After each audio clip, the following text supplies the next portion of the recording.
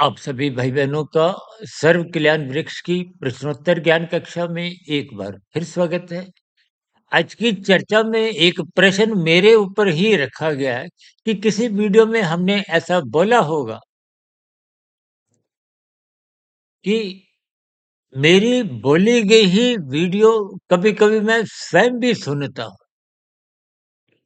तो किसी भाई-बंधु ने ही प्रश्न रखा है कि जब वीडियो में भी आप ही बोले हो, आप ही उस वीडियो को सुन रहे हो, तो इसका कोई औचित्य नहीं।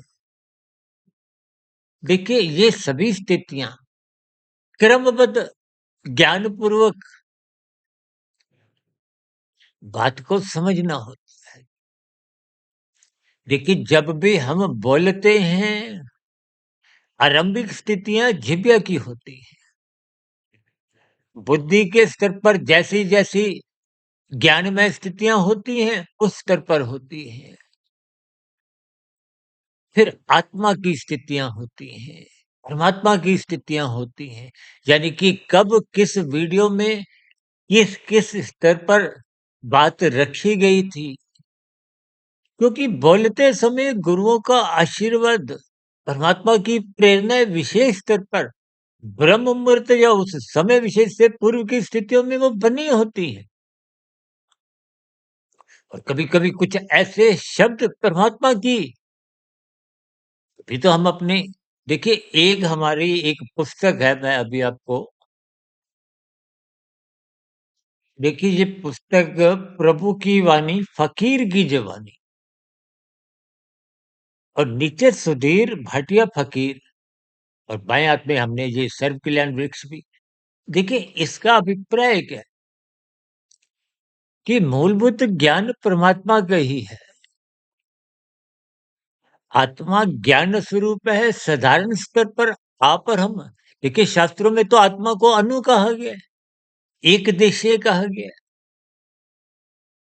अल्पज्ञ कहा गया है। परमात्मा को तो सर्वज्ञ कहा गया, सर्वव्यापी सत्ता कहा गया, अनंत स्वरूप सत्ता है। आनंद में ज्ञान भी होता है, ज्ञान में आनंद नहीं होता।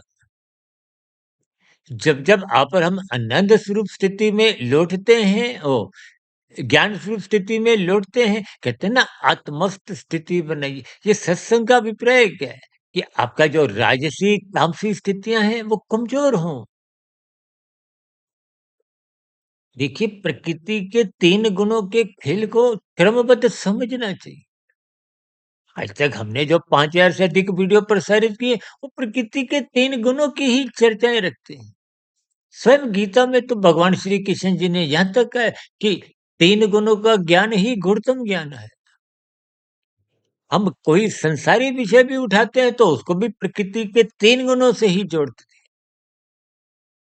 संपूर्ण जगत त्रिगुणात्मक है।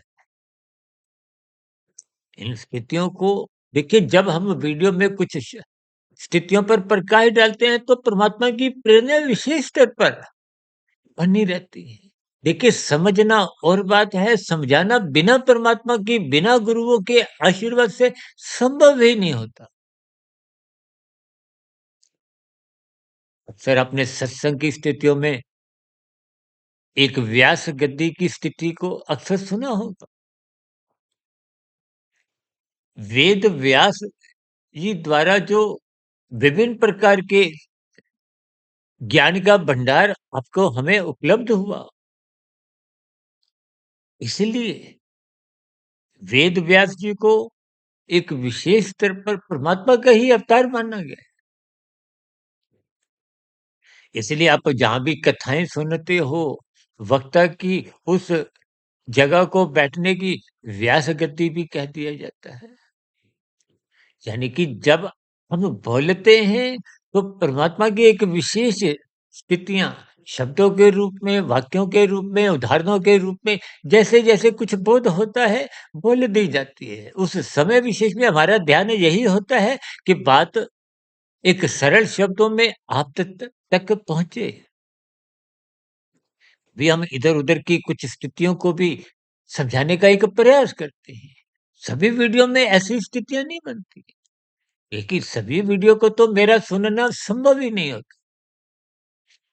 लेकिन कुछ-कुछ ऐसी स्थितियाँ होती हैं, जिसमें विशेष स्थितियाँ बोलते समय परमात्मा की कृपा से बन चुकी होती हैं। उन स्थितियों को पुनः आरंभ से अंत तक सुनते हुए हमें पुनः एक एक विशेष अनुभूति होती है। तो उस दृष्टिकोण से मैंने कभी किसी वीडियो में बोला होगा कि मैं अपनी वीडियो भी स्वयं सुन लेता हूँ, दूसरों की भी सुनते हैं। देखिए ज्ञान कहीं से भी मिले, ऐसा नहीं कि आपने भी केवल हमारी ही वीडियो आप किसी की भी सुन। मूलभूत ज्ञान वेदों का है। वेदों का सरलीकरण उपनिषदों का सरलीकरण, ये जो जितनी भी कथाएँ होती हैं ना, ये देवी-देवताओं से जुड़ते हुए राजसी मनुष्यों को जगाने के लिए कथा कहानियों से जोड़ते हुए व्रत, तप, त्योहार ये विभिन्न स्थितियाँ आपको क्रमबद्ध परमात्मा के नज़दीकियाँ बनाती हैं। सत्वगुण मजबूत करते हैं। सत्वगुण मजबूत होने से ही आपकी हमारी साधना परम होने की एक आधार बनता है। देखिए स्थितियाँ कोई एक दिन में बन नहीं जाती।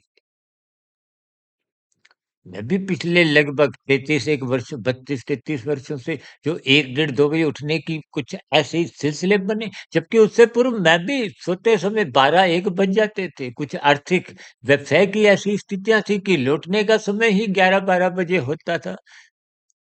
लेकिन स्थितियाँ कब जीवन में बदल जाती हैं, कब आपके पूर्व के बने हुए संस्कारों की स्थितियाँ, कर्माशय की स्थितियाँ, देखिए कुछ स्थितियाँ समझनी होती हैं। शब्दों का विषय नहीं है। शब्द तो भौतिक स्थितियाँ हैं, लेकिन शब्दों में ही अर्थ भी छिपे होते हैं। अर्थ आपको हमें ढूँढने पड़ते हैं। तो ढूँढ-ढूँढ के फिर उन स्थितियों पर गहरे तल पर जब आप चिंतन विचार करोगे, तो आपको भावार्थ समझ में आ जाएँगे। भावार्थ समझ में आने से ही जीवन का लक्ष्य परमात्मा को पाने का ही बन जाता है। शाब्दिक स्तर पर तो आप और हम केवल अपनी देखिए आज सत्संग होते हुए दिखाई देते हैं। सत्वगुण का संग होना सत्संग की स्थिति है। लेकिन आपके हमारे व्यवहार में कर्तव्य कर्मों की स्थितियाँ मजबूत नहीं है। संसार में विषय भोगों की स्थितियाँ मजबूत होती जा रही हैं। 24/7 विषय भोगों की आसक्ति में ही आप और हम भागते हुए नज़र आते हैं। सत्संग भी करते हैं लेकिन जब विषय भोगों की स्थितियाँ नज़र आती हैं, तो मनुष्य फिर वहीं भागता है। इसका कारण क्या है? कि कार्य शरीर में संस्कारों की, भोगों की जो एक स्थितियाँ मजबूत हैं, सत्संग की स्थितियाँ कमज़ोर हैं। यानी कि जब आप और हम सत्संग में रुकते हैं, सुनते हैं, कुछ पढ़ते हैं, यदि मन बुद्धि श्रद्धा पूर्वक नहीं जुड़ता, तो फिर उस पर पुनः चिंतन संभव ही नहीं है। आज मन बुद्धि की स्थितियाँ विषयों में ही उलझी होती हैं, तो फिर सत्संग आधा-अधूरा होता है और आधा-अधूरा भी सत्संग फिर चिंतन मनन की प्रक्रिया से गुजरता नहीं है। ब्रह्म मुहूर्त में आप हम जब उठते नहीं है, तो फिर आगे की स्थितियाँ मजबूत बन नहीं पाती। देखिए विद्यार्थी जब 5वीं से छठी कक्षा फिर 7वीं, 8वीं, 9वीं तभी तो कॉलेज में जाएगा। यदि पहली दूसरी कक्षा में ही फेल हो जाता है, तो आगे की स्थितियाँ बनती नहीं। आज संसार में कुछ ऐसी ही स्थितियों में आप और हम बस नर्सरी कक्षाओं में ही, प्ले स्कूल में ही, सत्संग की एक आरंभिक स्थितियों में ही उलझे हुए हैं। कर्मकांड ज्ञानपूर्वक होते नहीं है, जो आपके हमारा क्रमिक विकास करते हैं। वहाँ पर हम सतोगुण में जाते हैं, वहाँ रुकते नहीं। रुकने से ही आगे की यात्रा देखिए तमोगुण 1 रजोगुण 10 सत्वगुण 100 10 से 100 में जाने के लिए ही कर्मकांड बने हैं, लंबा रास्ता है। जैसे हम बार-बार कहते हैं ना 1 और 10 तो एक ही गली में रहते हैं। अब किसी का मकान नंबर 1 किसी का मकान नंबर 10 किसी का मकान नंबर 100 100 की स्थिति सत्वगुण की है। कुछ गलियाँ छोड़नी होंगी, आगे बढ़ना होगा, प्रयास करने होंगे, उन प्रयासों का ही आधार कर्मकांड है। कर्म कांडों की स्थितियाँ ही आपको हमें आगे बढ़ाती हैं। जैसे ब्याह-शादियों में देखिए रिश्ता तैयार होने के बाद विभिन्न स्थितियाँ आपको हमें फेरों तक पहुँचाती हैं। ये बात कहीं से भी आप समझिए, यानी कि परमात्मा से कमरा एक क्रमिक विकास मनुष्य जीवन में ही संभव है। शास्त्र बार-बार कहते हैं सत्संग करो। हम बार-बार कहते हैं ब्रह्म मुहूर्त में उठो। देखिए श्रद्धापूर्वक सत्संग कभी चिंतन मनन आवश्यक है। अन्यथा वो भी श्रद्धापूर्वक सत्संग का भी एक एक्सपायरी डेट आ जाती है। क्यों? क्योंकि राजसी स्थितियाँ बार-बार आती हैं। देखिए ये तुम 3 गुणों की त्रिगुणात्मक स्थिति है। तमोगुण के बाद सत्वगुण, सत्वगुण के बाद फिर रजोगुण आ जाता है। देखिए शाम को सूर्यास्त होते ही 8 घंटे तमोगुण के होते हैं, फिर 8 घंटे सत्वगुण के होते हैं, जिसमें सूर्य निकलने से पूर्व के 2 घंटे 40 मिनट ये ब्रह्म मुहूर्त की स्थिति है। क्योंकि तमोगुण सो चुका है, रजोगुण अभी जगा नहीं है, तो वो एक शुद्धतम स्थिति है। इन सब स्थितियों का आप भी लाभ उठाएँ। देखिए बोलते समय हमारी स्थितियाँ विशेष स्तर पर एक समझाने की होती है। जब आप सुनते हो तो गहरे तल पर एक-एक शब्द पर आप और हम चिंतन करते हैं। और वैसे भी हमें देखिए एक सात्विक स्थितियों की मजबूती के लिए कहीं न कहीं कुछ इन सभी स्थितियों में अपने आप को स्थित रखना अनिवार्य ही होता है। अन्यथा संसारी विषय विशेष रूप से दिन में देखिए राजसी स्थितियों में जब रजोगुण नाचता है, तो सतोगुण को ढूँढने की स्थिति हम क्या बार-बार कहते हैं सूर्यास्त होने के बाद तमोगुण तमोगुणी स्थितियों में सतोगुण को ढूँढना पड़ता है। जैसे तारे का प्रकाश होता है।